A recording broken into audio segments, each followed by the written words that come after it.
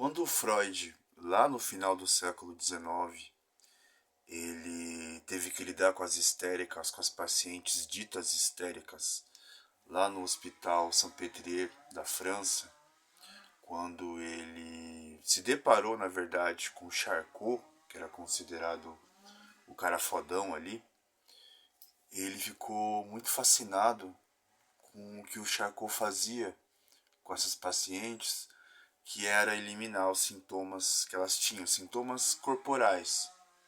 Acho que um exemplo para ilustrar isso é uma paciente que ela tinha perdido o movimento das pernas e através da hipnose, o Charcot, ele conseguia fazer com que essa paciente voltasse a andar. Né? A partir dessas primeiras experiências, depois o Freud se junta a Breuer e ele vai criando, descobrindo, inventando a psicanálise. Muita coisa foi sendo descoberta, né? Especialmente ali o grande marco do início da psicanálise é a interpretação dos sonhos. Entre aspas, a descoberta do inconsciente enquanto uma ideia da psicanálise, né? E a partir do momento que o Freud ele vai entendendo que a psicanálise vai se fazer através da associação livre, daquilo que o paciente, a pessoa, vai dizendo, sem muito pensar, só dizendo mesmo, ele abandona a hipnose. Né? Por isso a hipnose ela não tem nada a ver com a psicanálise. Né? Se você vê por aí algum psicanalista que faz hipnose, talvez ele não seja psicanalista. Né? Porque a psicanálise ela precisa que a pessoa ela diga por si. E o que acontece num processo de hipnose, né?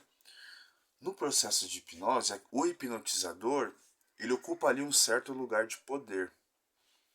Ele é uma pessoa que vai sugestionar para a pessoa hipnotizada, né? Ele vai direcionando o estado mental da pessoa, né?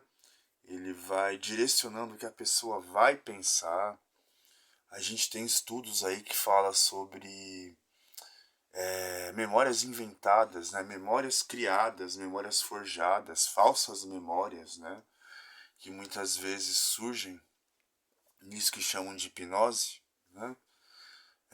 Por isso que é muito curioso, né? Quando uma pessoa, por exemplo, passa por um processo de regressão, né? Numa hipnose, em alguns ambientes que vai tratar disso como algo para além dessa vida, né?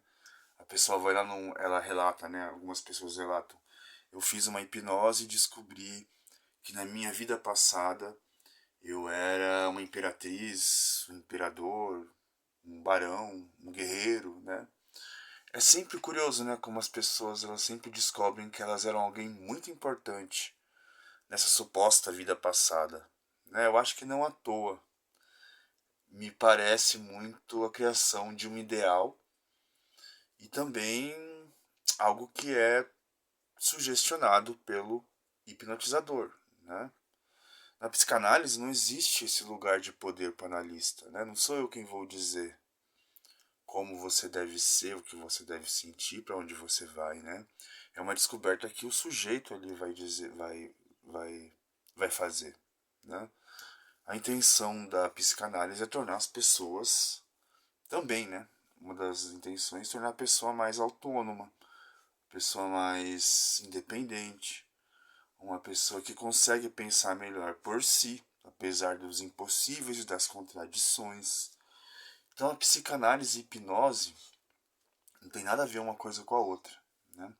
A gente entende que a hipnose foi usada numa pré-psicanálise lá atrás, né, para lidar com sintomas histéricos, mas a partir do momento que se nasce a psicanálise, se cria a psicanálise, se inventa a psicanálise, se entende psicanálise por psicanálise no primeiro momento, a hipnose é deixada de lado.